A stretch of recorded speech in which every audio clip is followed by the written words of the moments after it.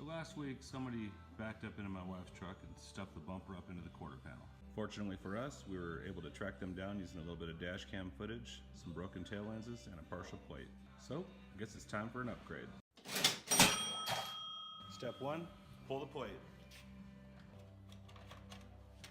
I'm going to pull that spare tire out just to make it easier to access the wiring. Slide the rod in.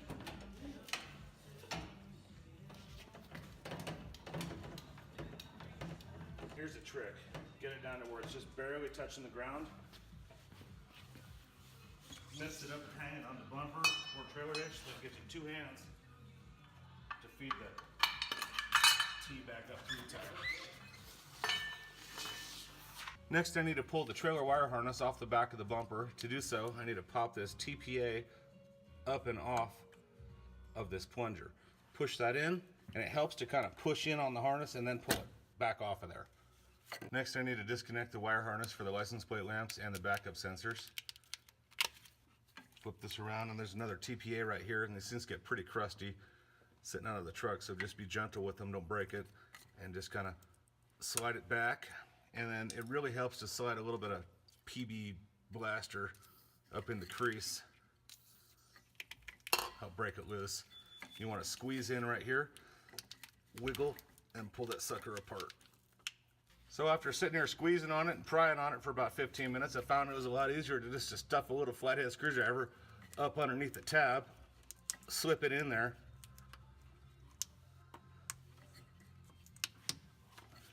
and pop it loose. Next, pull these two 13mm bolts holding the bumper to the hitch.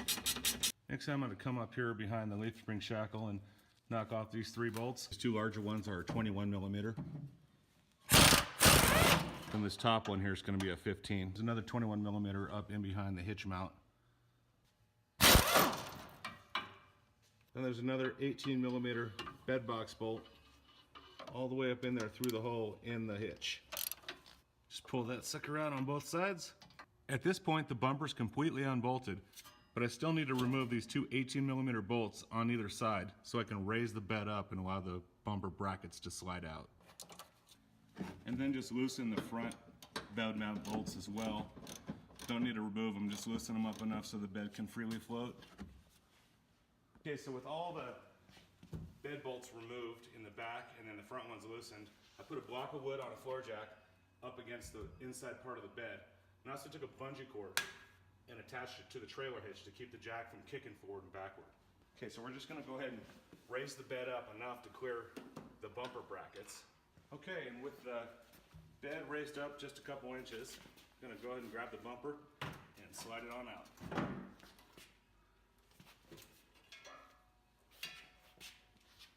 Okay, and with both bumpers laid out on a table, it's just time to swap all the parts over. First thing I'm gonna do is pull out that trailer harness receptacle, squeeze in these 2 tabs, and push it out. And just pop it into the new one. Next, I'm gonna change out the license plate lights. So you just give it a little twist, pull it out, and then there's a 7mm screw. Comes out as well to pull that whole socket out.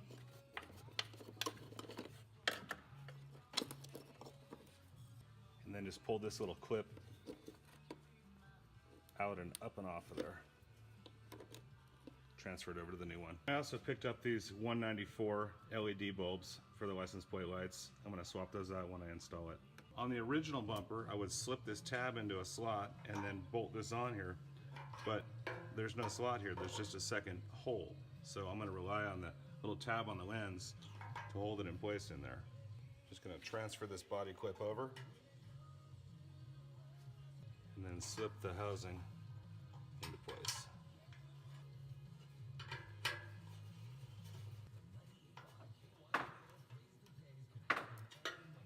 And the other side. Now for the backup sensors. It's easy if you just twist sideways with a little flat screwdriver on both sides. Just nice and gently. Don't want to break the bracket. Wiggle them on up out of there. Make sure to retain that gasket. Alright, with the sensors pulled, I'm going to tilt the bumper up on edge and remove the retainer clips. Alright, so the trick here is to push in on these tabs on all four sides and push it out the back. It's these little squeeze in sides on them. Right about now would be the time to give this a shot of black paint if you're going to leave the back of the bumper black. I'm going to paint it red to match these, so I'm going to leave these alone. Then when you reinstall these, you can see that there's an angle to it. You want that angle facing down. Just slip it into the spot.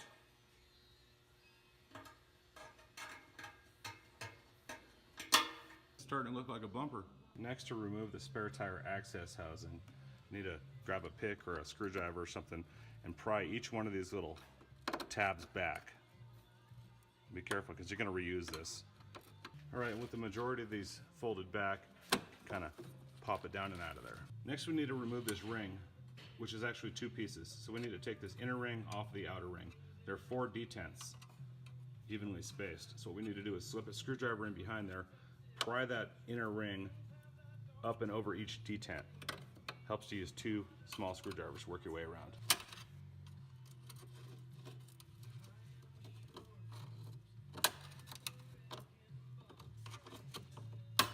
And now with that inner ring popped loose, kind of twist and pull the outer ring off of there and transfer it over to the new one.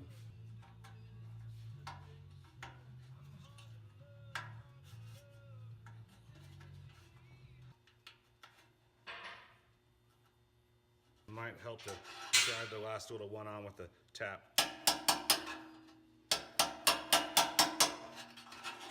Make sure it's securely in place, and then pop that inner ring back in there.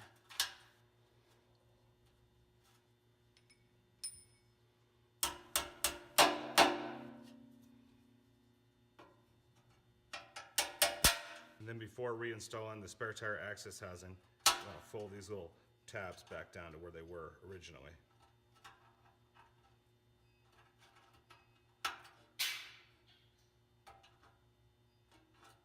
And then reinstall the spare tire access housing, snapping it up into place. Now I'm going to go through and remove the OEM harness from the OEM bumper by squeezing these tabs together and pushing it through. With this harness removed, time to install it in the new one. You just need to fish the harness through the brackets and snap it into place.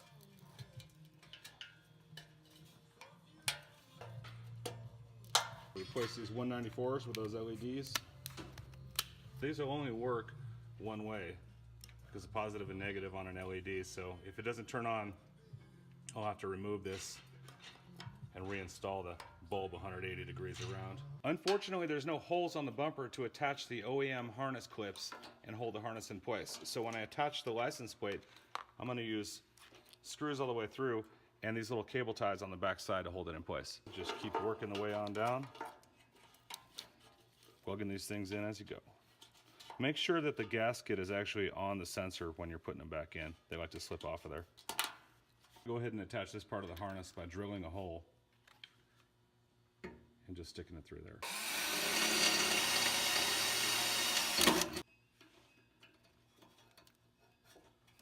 That ought to work.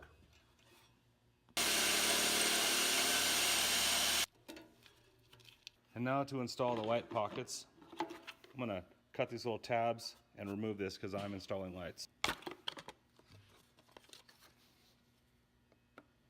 I just need to install these little body nuts, little speed nuts all the way around. So with those installed, set the pocket in place and install 8 of these little Allen head screws. They're either a 4mm or a 5/32. I picked up these lights by Rigid to go in the pockets there. Warren makes some pretty nice ones too, but these ones have these little LEDs that point sideways as well, so they get a nice flat wide beam. These brackets assemble this way. Slip them in, slide the screw in, drop the lock nut in,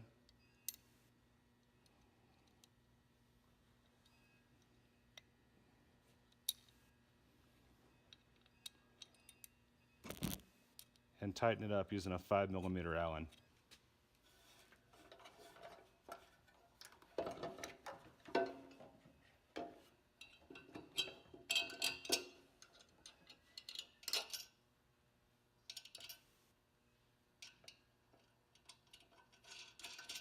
down. I want to slide it all the way to the back of the pocket or towards the outside of the bumper, and then tighten it down with a 13mm nut. Now for the wiring for these, I'm just going to zip tie them to the original harness, following the same path.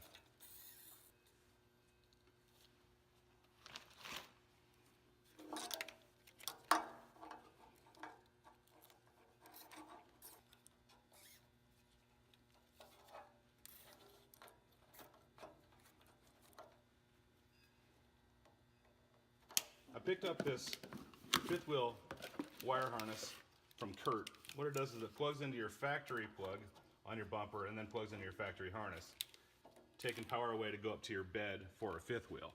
I'm going to use this to power up those reverse lights. So on this setup, the middle plug is the red one. That's the reverse lights for the trailer. And white will be ground. The wiring that came with those reverse lights, I'm going to take that out of the package and utilize these waterproof plugs. Take these two waterproof plugs, follow the harness back. It tees together in a nice waterproof connector, so I'm going to leave that there and cut it after that point to attach it to the fifth wheel harness. Let's plug it in. Plug it in. I'm going to feed some split loom on, just for protection. Alright, so I've got it all fed into a split loom, tucked up nice and neat. Now I'm going to plug this end of the harness in so I can get the right length down. Alright, so I've got the wires paralleling the new harness. And at about this point, I'm just going to tuck them inside of this split loom here. Tape it over. Alright, so we've got the fifth wheel adapter harness plugged into the bumper. This is going to go to the OEM harness. This is for the backup sensors and license plate lights. And then this harness goes up into the bed and screws into the body. If you weren't going to screw it into the body up there, you could just cut it off and use those two wires for your reverse lights, and that'd be that. But I'm going to attach these wires farther up here in the loom, heat shrink them into the wiring. So just open up the loom.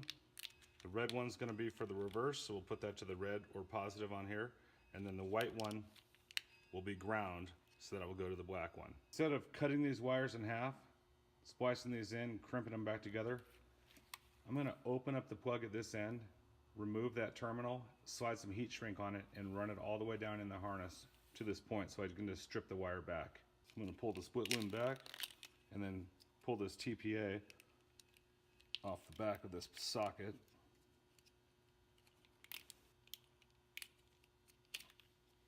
I want to grab the red one, come up to the top, and pull this little lock back down and off there and slide that terminal out. I'm going to slide some of this marine heat shrink tubing over the terminal and down to the point where we're going to make the connection. And when this stuff heat shrinks down, there's sort of a glue inside that will seal everything. I'm going to plug it back in and go on to the white, the ground. As far as the lock goes for the ground terminal, you actually have to pry the terminal tab inward and slide it out. This little guy right here. Then just pry it out before you reinsert it, so it has a locking barb. And with that heat shrink sleeve on there, I'm going to reinstall the ground. TPA, you can see there's two here, 3 in the middle, and then 2 on the other side. You want to braid that through the wires. Clicking in at the bottom, snapping in at the top. And then just run the heat shrink tubing down to the connection area.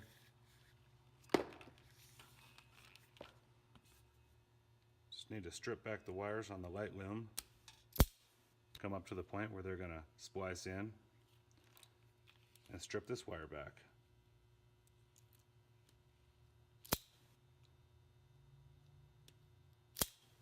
Now I just want to create a gap in the strands.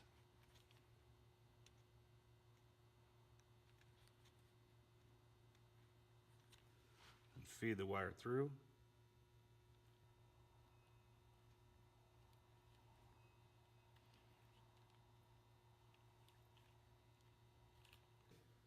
And I am going to go ahead and solder these just for a little bit of extra connection.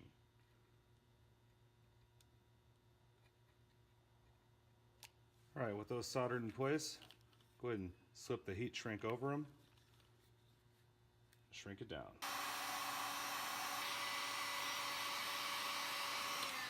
You can see that this marine heat shrink tubing has sort of a glue inside that will seal everything. Just need to wrap this loom back up Now for these license plate bolts, I've got the cable ties on there to hold this boom in place. Just zapping them down with some 1/4-20s with some lock nuts.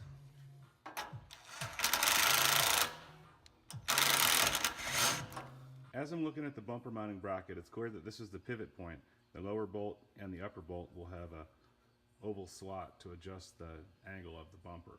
However, it's going to be really difficult to get these on once the bumper's up on there. They do provide 2 nuts that have a wire on them that'll be easy to feed up in there through the slot by the trailer hitch to start the first pivot bolt. Additionally, these nuts don't fit the large bolts that come with nuts in the set. These take the original OEM bolts. The other 2, to get the nut on the back side, is going to be a fishing game. It's going to be really difficult. Sure, it would be nice if I had 3 of these for each side. So you can see I'll be able to feed this nut up through the bottom to get to that spot, but the other 2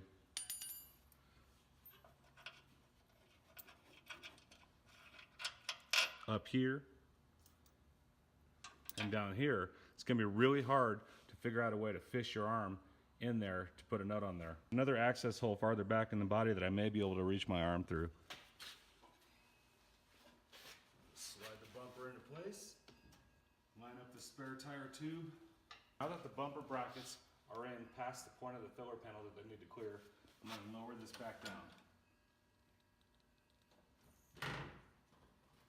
Now we can slide it in, line it up. Okay, with that upper pivot point lined up, slip that bolt in on both sides. So as it turns out, I'm able to get my hand up around the side to put that wire nut up in there and get it on the pivot bolt. And I'll be able to reach in with the other nut as well pretty easily. Putting a block of wood under the back of the bumper to get it tilt up, to get this upper bolt in there. Put a pry bar in there to line up the hole and reach your arm up through this hole in the frame rail and get up to that 3rd bolt with the nut on it.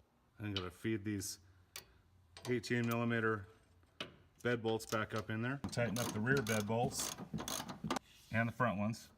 Just plug the factory harness back into the 5th wheel harness. PA back down. Wind that spare back up into place.